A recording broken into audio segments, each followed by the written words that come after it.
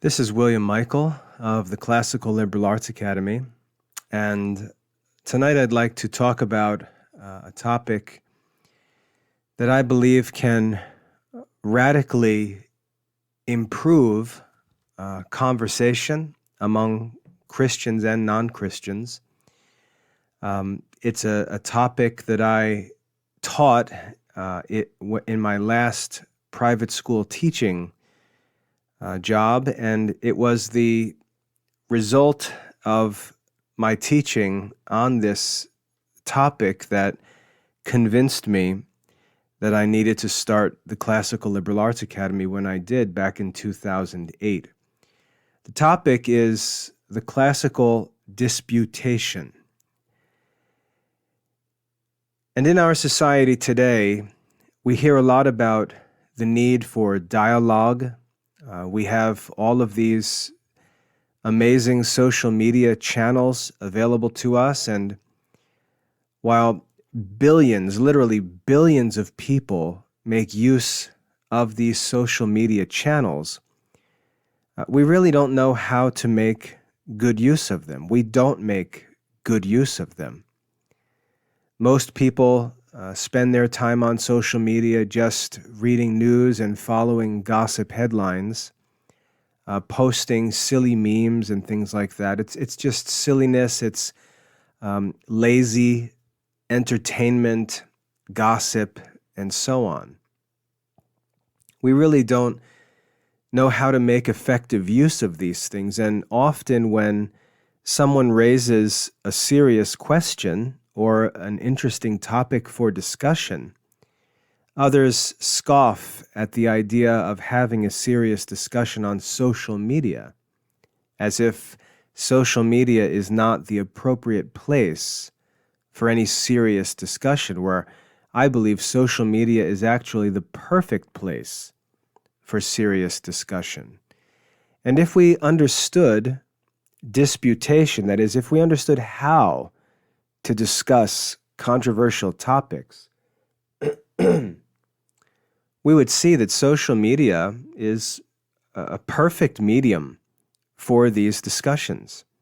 And so in this talk, I'd like to explain the Classical Disputation and provide some instructions for how Christians can actually discuss controversial subjects and make progress in those discussions. Like I said, it's common today to hear people talking about the need for dialogue. That sounds nice. Obviously dialogue is better than violence. That's usually the context of those statements. We don't want to see violence break out. We don't want to see division. We want there to be dialogue. But that dialogue can only be profitable if both sides in these discussions know how to go about having dialogue on controversial subjects.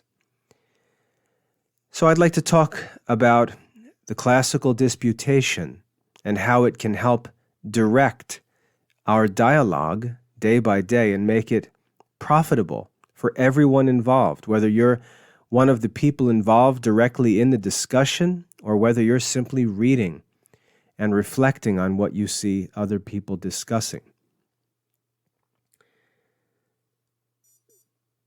To begin with, we have to make it clear that there are only certain topics, certain questions that are appropriate for dialogue, for disputation. They have to be controversial questions. For example, we're not going to discuss whether snow is white or not. That's a matter of simple observation. We don't deliberate on or dispute questions of simple observation.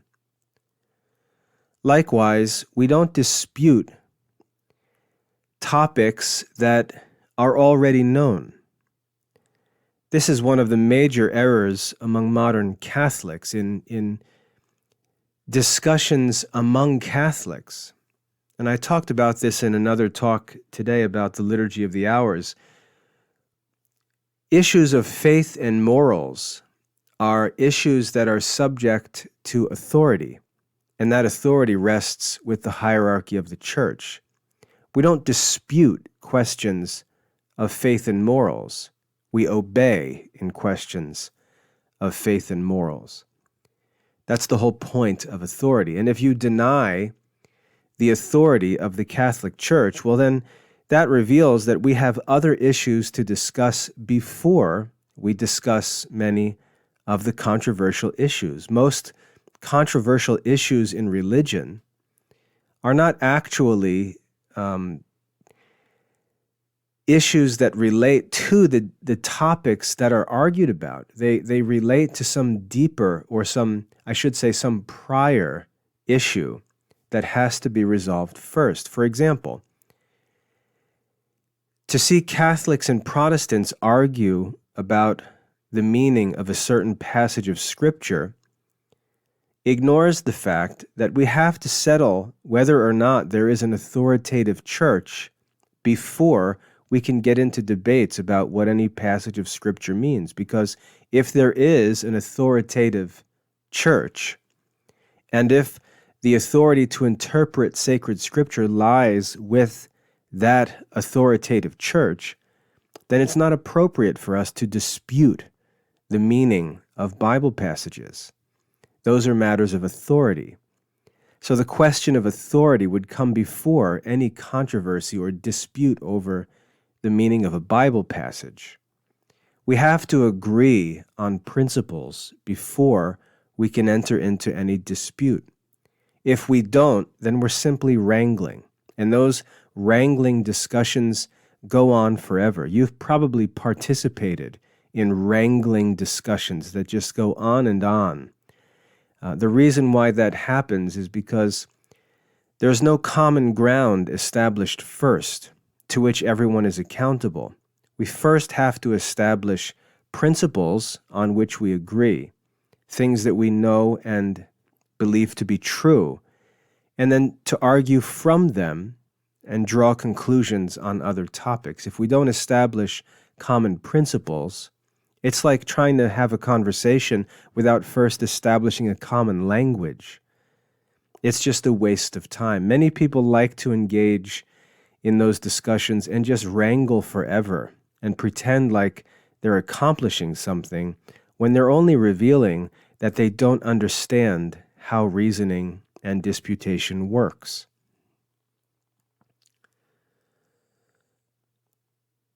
So when we have a controversial subject, by controversial, we mean that it's worth disputing. It's appropriate for disputation. It's controversial.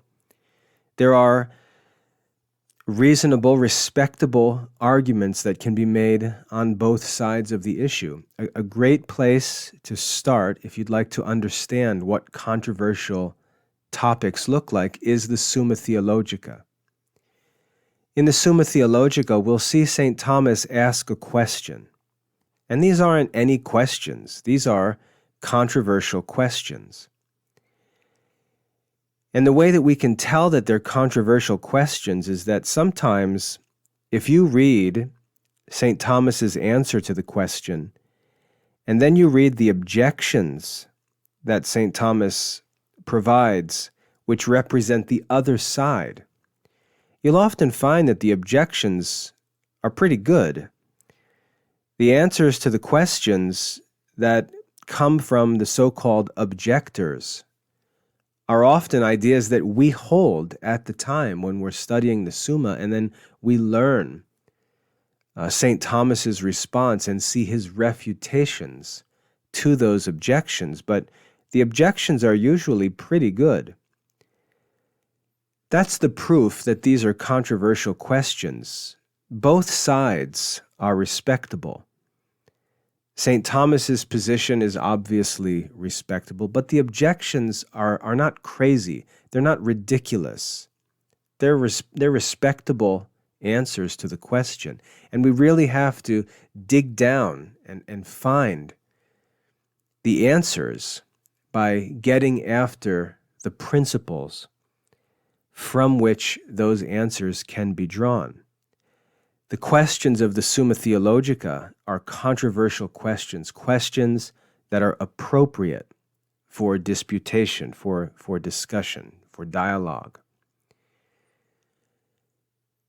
Sticking with the Summa Theologica, we'll also see that the questions that are answered are not open-ended questions. They're questions that have only two possible answers, yes or no. We'll ask a question like whether God is simple or not. These are dialectical questions. These are controversial questions, questions worth deliberating on, questions worth disputing. But the questions that are asked are questions that can be addressed through discussion because they are presented in a way where whoever's going to answer the question has to pick between one of two contraries, either yes or no, and then provide the proof that he believed proves his response to be true. So they have to be controversial questions worth discussing, appropriate for debate, and they also have to be questions that present us with a pair of contraries to choose from, either yes or no. If we ask the right questions, and if we ask the right questions in the right way, we can have profitable discussions. We can have real disputations and make some progress. So that's the first problem. The first problem is we simply discuss inappropriate topics, and that leads to useless, endless wrangling.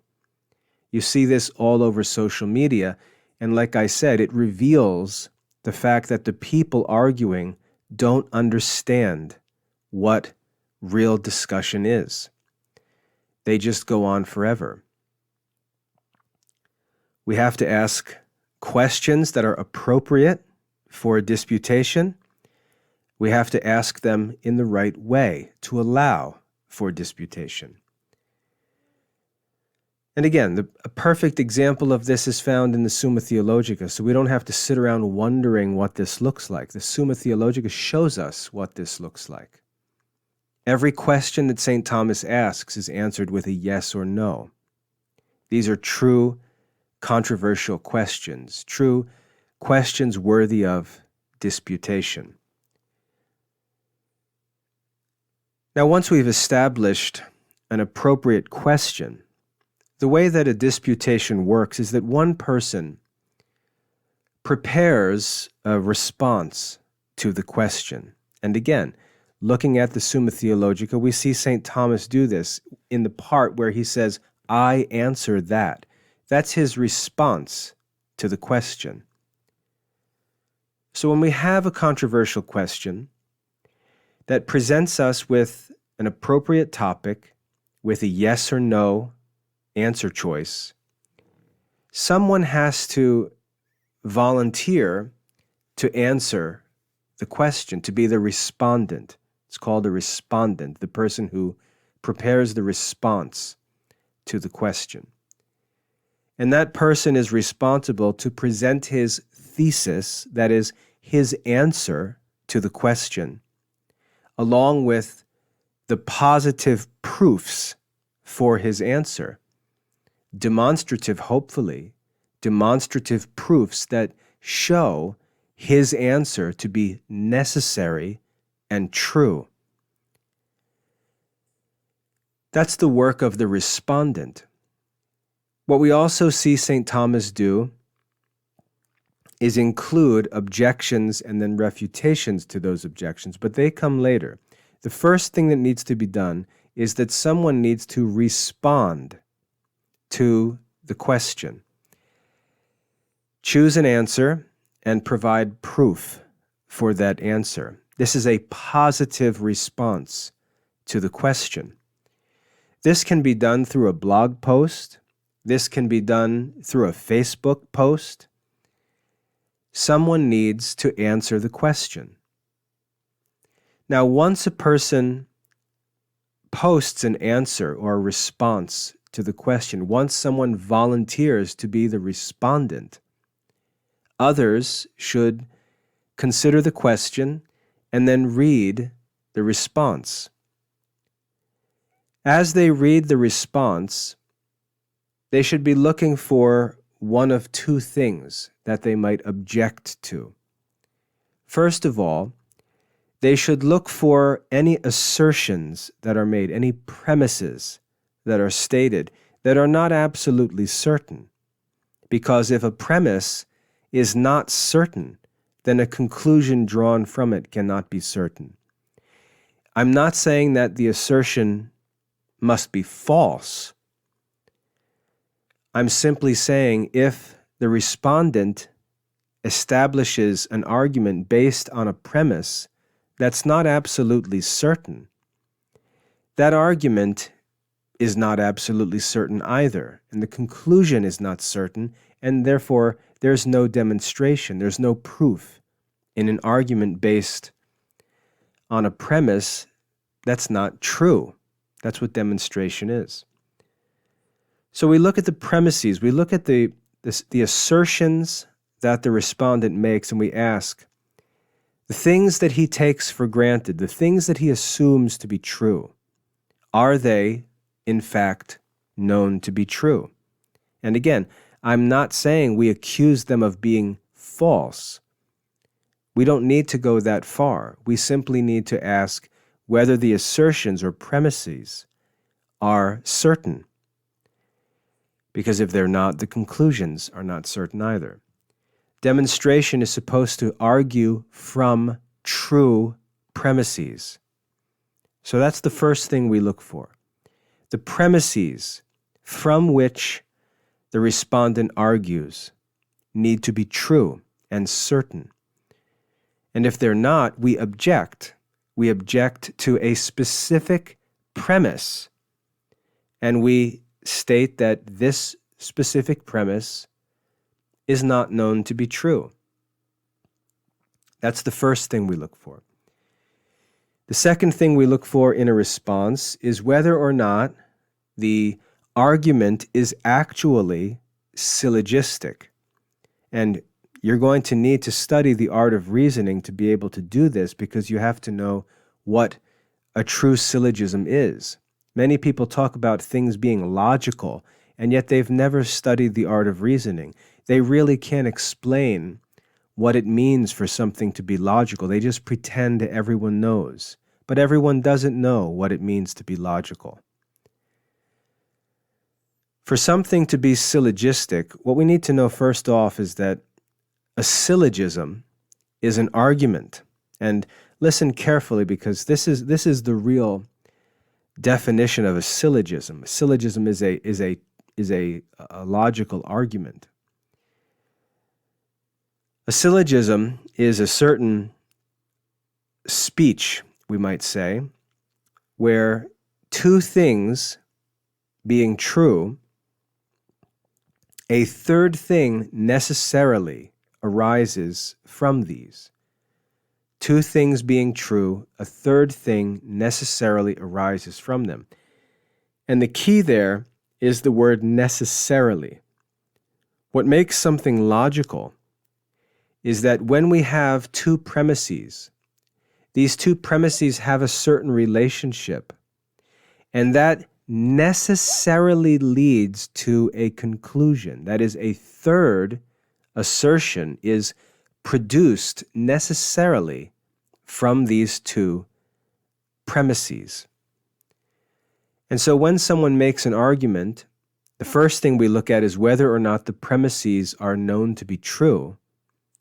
And the second thing we look at is whether or not the conclusion that's drawn actually arises necessarily from the premises that are stated. So when we read a response to a question, that's what we're looking for. We're looking for whether or not the premises are certain, and whether or not the conclusions do in fact follow necessarily from those premises. That's all that we're looking for in a disputation. We're reading someone's response to a question, and if they respond appropriately, we'll be able to see their arguments, we'll be able to identify the premises they argue from, and we'll be able to see how those premises lead to conclusions. And then we'll evaluate the premises and the conclusions to see whether or not the arguments are acceptable. That's the purpose of reading a response. If we find that an assertion made is not known to be true, we object. We object concerning a specific statement, and we demand demonstration of that statement. We don't have to accept anything. The burden of proof is with the person who makes the statement.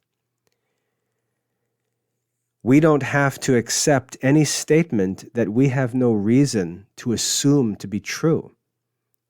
And the respondent has no right to demand that we accept his assertions to be true when there's no necessary reason to accept them as known.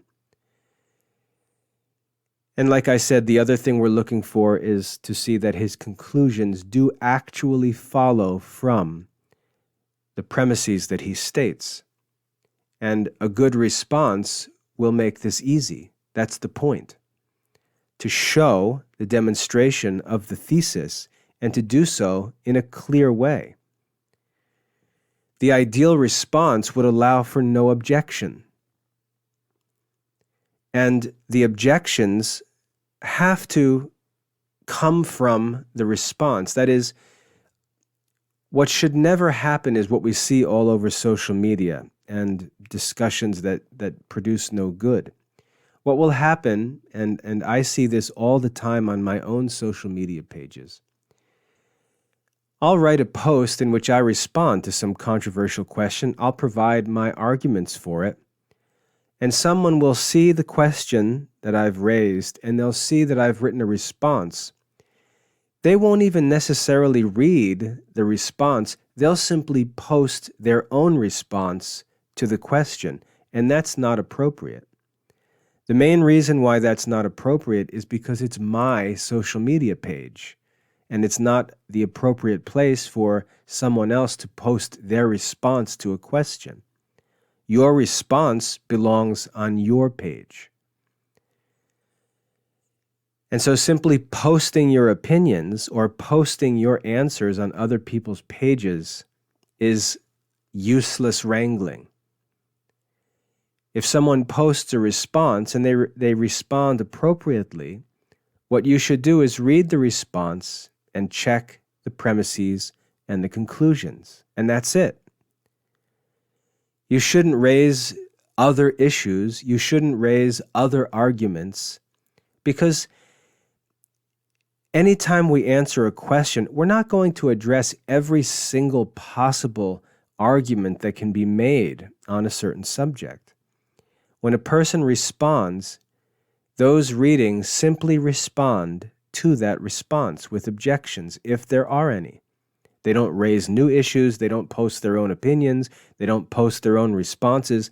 They simply read the response and either raise an objection or leave it alone. Now, if a person raises an objection, they question a certain premise or a conclusion, the original respondent then works to refute the objection by showing that the premise, for example, actually is assumed to be true or known to be true. Now, the objection should not be contentious, and what that means is that the objector should not object to something that is actually widely held and known to be true, but he's just objecting for the sake of being annoying or contentious. That's not the point of an objection.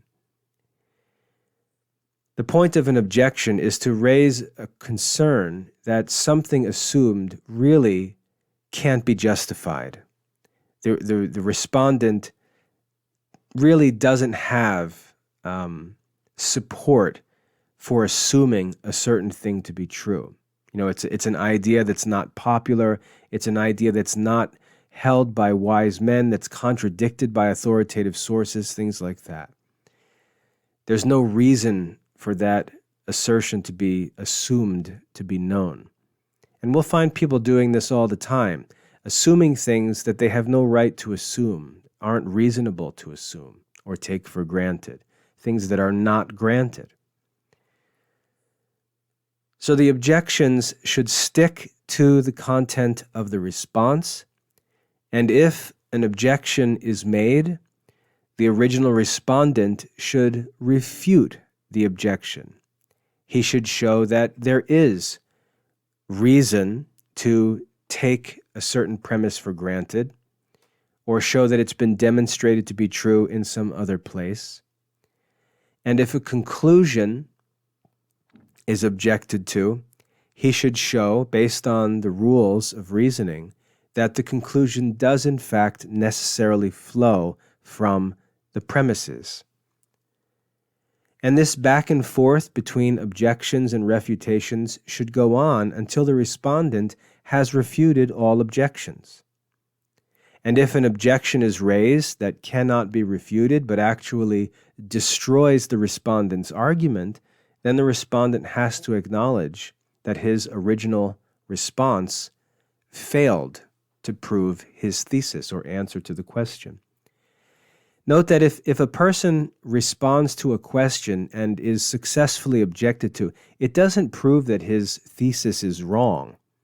It simply proves that he hasn't proven his thesis yet.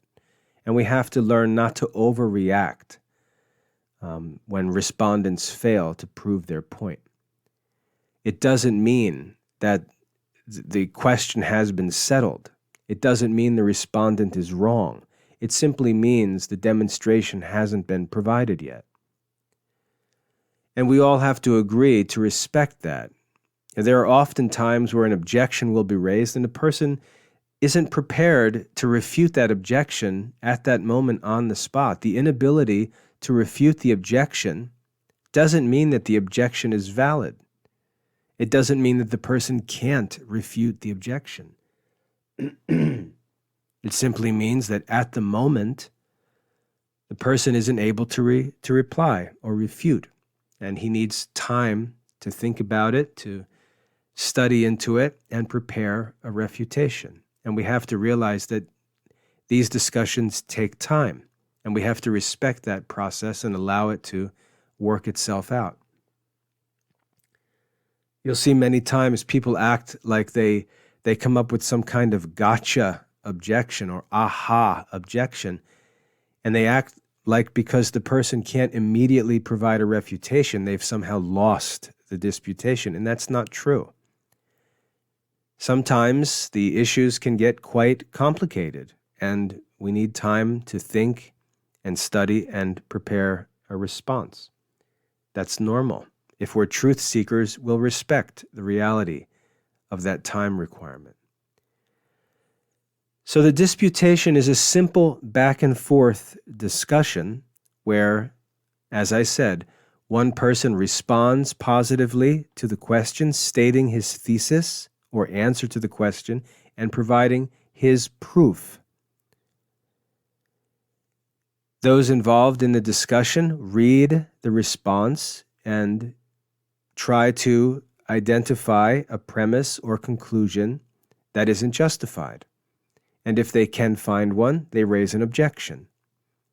All objections are limited to the content of the response. No other issues are allowed to be raised by the objectors, only what's been included in the response. If an objection is raised, the respondent prepares a refutation, if he can. If he cannot refute the objection, again, that doesn't mean that his argument is wrong. It simply means that he's not capable of refuting the objection. That may, in fact, be proof that his position is wrong, but it's not conclusive final proof. Because just because one person can't come up with a refutation doesn't mean that someone else can't do so, who's more skilled.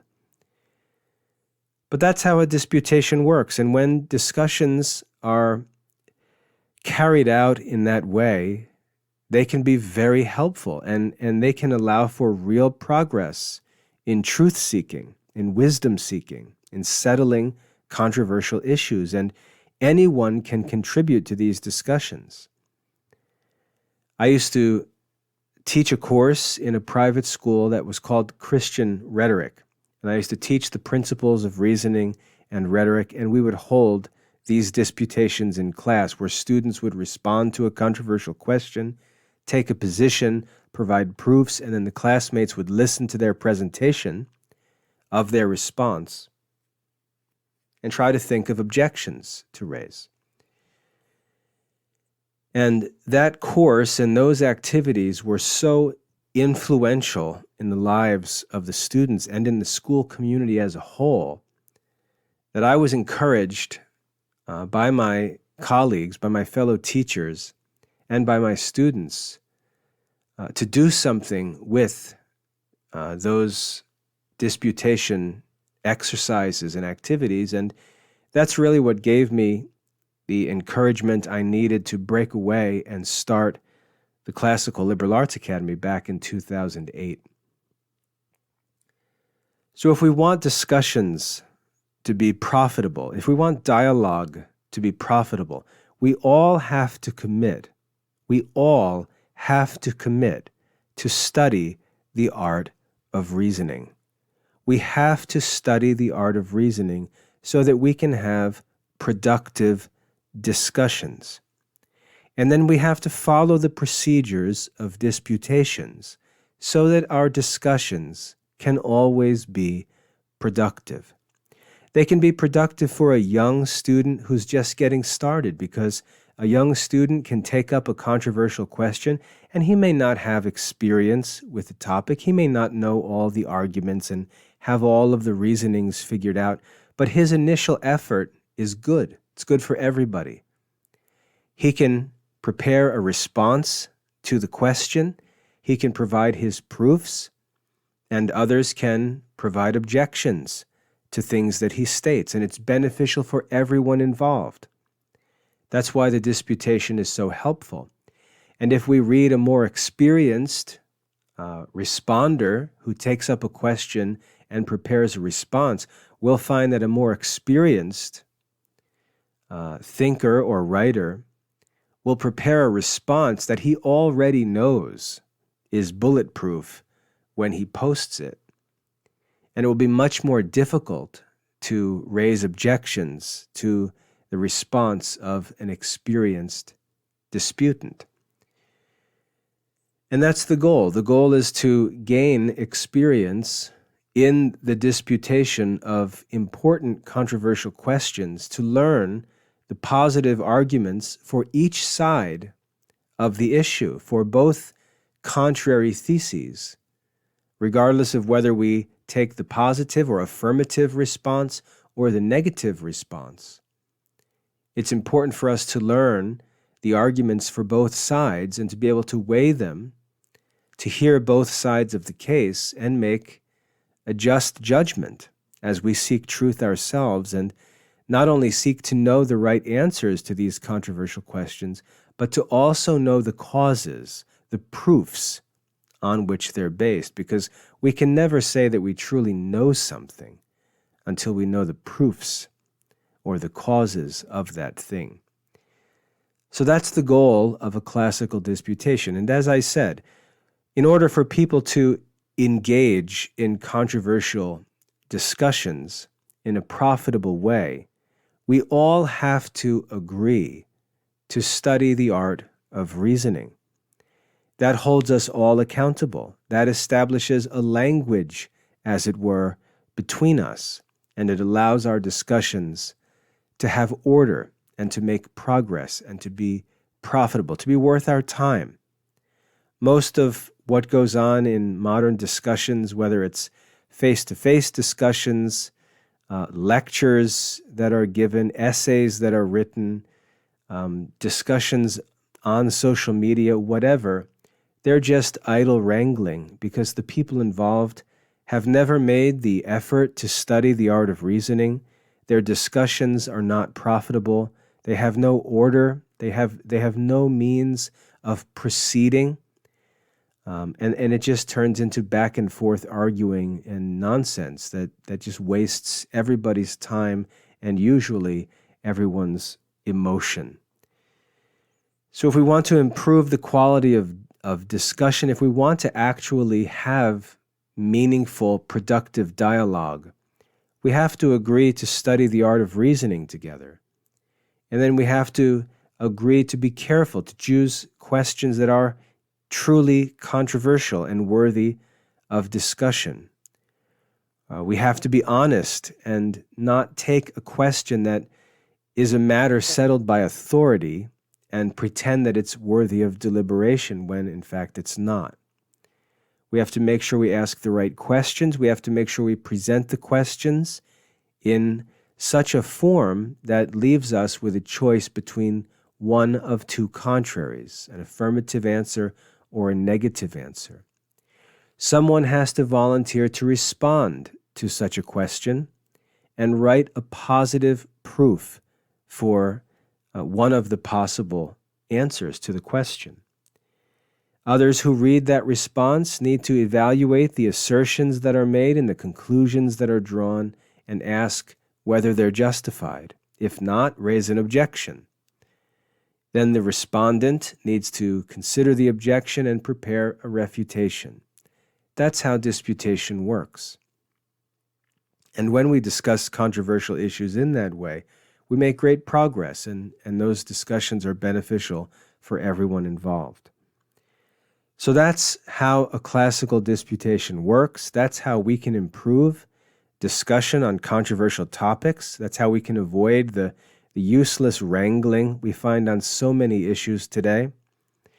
And just to wrap this up, I'd like to say that a few things we want to avoid in these sorts of discussions. One is we want to avoid starting with premises that are not absolutely certain.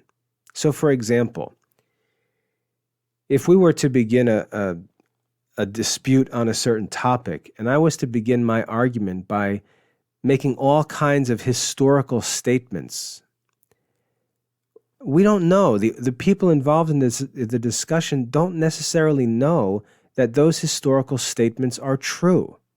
And those are not appropriate to be used as premises in an argument. And we have to learn to not accept those statements. Like I said, any statement that isn't rightly assumed to be true needs to be objected to, and proof has to be demanded. We can't be bullied into accepting premises that have no reason to be assumed to be true. We have the right to say, that is not granted. You need to either prove that or get rid of that argument because the premise is not going to be granted to you to use in a proof. We have to learn that we have the right to demand proof. We have the right to say, prove it.